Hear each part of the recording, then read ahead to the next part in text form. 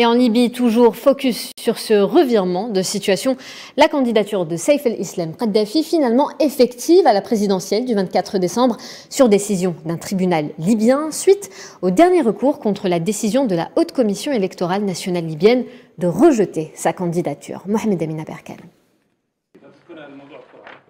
Un tribunal libyen a jugé jeudi que Saif el-Islam Kadhafi pouvait être candidat à l'élection présidentielle du 24 décembre, a annoncé l'avocat du fils de l'ancien dirigeant Muammar Kadhafi sur fond de tensions accrues à propos de la tenue d'un scrutin devant mettre fin à une décennie de guerre. Une décision motivée par le retrait mardi des milices affiliées à Khalifa Haftar, qui se sont finalement retirées des alentours du tribunal de Sabha, 2 jours après en avoir bloqué l'accès pour perturber l'examen d'un recours déposé par Saif el-Islam Kadhafi contre la décision de l'exclure de la course à la magistrature suprême du pays.